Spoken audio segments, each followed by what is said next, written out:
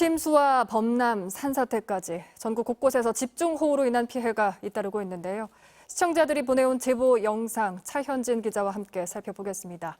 네, 차 기자, 지역별로 제보 영상 소개해 주시죠. 네, 전국에서 시청자분들이 많은 영상을 보내주고 계신데요. 특히 피해가 컸던 충청 지역과 경상북도 지역에서 온 제보가 많습니다. 하나씩 살펴보겠습니다. 먼저 앞서 전해드렸던 충북 오송읍 지하차도 침수 전 상황인데요. 네. 사고 15분 전에 이곳을 빠져나간 차량의 블랙박스 영상입니다. 주변 하천이 범람하면서 멀리 차도 밖으로 흙탕물이 빠르게 들이차는 모습입니다. 차량이 힘겹게 현장을 벗어나려는데 바퀴 쪽에선 물보라까지 휘몰아칩니다. 지하차도 밖으로 나오자 이미 도로는 흙탕물이 가득 찬 상태인데요. 이로부터 10여 분 뒤 미처 빠져나오지 못한 차량 15대 정도가 지하차도 안에 고립된 것으로 추정됩니다. 다음은 충남 부여에서 들어온 영상입니다. 축사가 완전히 물에 잠긴 모습인데요. 주민들이 긴 밧줄까지 동원해서 소들을 끌어내는 모습이 보입니다. 제때 피하지 못해서 피해가 극심한 걸로 보이는데요.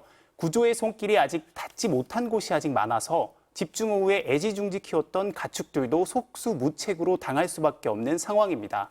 다음은 이번 집중호우로 산사태 피해가 가장 컸던 경북 예천 모습 살펴보겠습니다. 말끔했던 집이 며칠 만에 부서진 나뭇가지와 토사로 뒤덮였습니다. 굴착기 한 대가 뿌리채 뽑힌 나무들을 부지런히 옮겨보지만 현장 상황은 좀처럼 나아질 기미가 보이지 않습니다. 계속된 비에 집안이 약해지면서 주택 옆두구론 흙과 섞인 빗물이 폭포수처럼 흘러내려가고 있습니다. 네, 피해가 무척이나 큰 상황이네요. 지금까지 집계된 인명피해 규모 좀 짚어볼까요? 네, 오늘 오전 11시 기준 중대본에 집계된 인명피해는 사망 33명, 실종 10명입니다. 부상자는 22명으로 파악됐습니다. 이 수치는 일주일 전인 지난 9일부터 오늘까지 집계된 건데요. 오늘 오전 6시보다 사망자는 7명, 부상자는 9명 늘었습니다. 이들은 모두 충북 청주, 오송읍 지하차도 침수 현장에서 발견된 사고 피해자입니다. 지역별로는 경북에서 17명, 충북 11명, 충남 4명, 세종에서 1명이 숨진 걸로 집계됐습니다. 실종자는 부산에서 1명, 경북 예천에서 9명이 발생했는데요. 시간이 지나면서 피해 상황이 시시각각 계속 늘고 있습니다. 청주 오송읍 지하차도에서 오들어 시신 2구가 더 수습됐고요. 경북 예천에서도 물에 휩쓸려 치료를 받던 주민 1명이 추가로 사망했다는 소식이 들어왔습니다. 이번 폭우로 7,866명이 집을 떠나 긴급 대피했고 아직 6,100여 명이 대피소에 머물고 있는 것으로 파악됩니다. 중대본은 하루 4번 지자체의 피해 상황을 종합해 발표하는데요. 그러다 보니 현장 상황 또 지자체 집계와는 다소 차이가 있을 수 있습니다.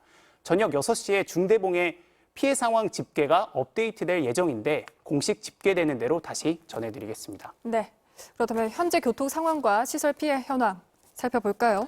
한국철도공사는 오늘 무궁화호 등 일반 열차 전 노선의 운행을 중단했습니다. KTX는 경부선과 호남선, 전라선 등은 운행 중이지만 서행으로 지연이 예상됩니다. 열차와 항공기 등의 운행 여부를 미리 확인하시는 게 좋겠습니다. 오전 11시 기준으로 공공시설물 피해는 149건, 주택 침수 등 사유시설 피해는 124건으로 집계됐고요. 농작물 침수 피해도 15,000헥타르를 넘어섰습니다. 저희 취재진이 추가 피해 상황 꾸준히 확인하고 있는데요. 시청자들의 제보가 현장 상황을 신속하게 알리고 대비하는 데 큰 도움이 될 수 있습니다. 카카오톡 앱에 들어가셔서 친구, 메뉴에서 화면 상단의 돋보기 아이콘을 누르고 MBC 제보라고 입력해 주시면 제보 채널이 뜹니다.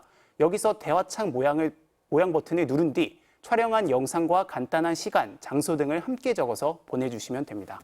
네, 차현진 기자 잘 들었습니다. 고맙습니다.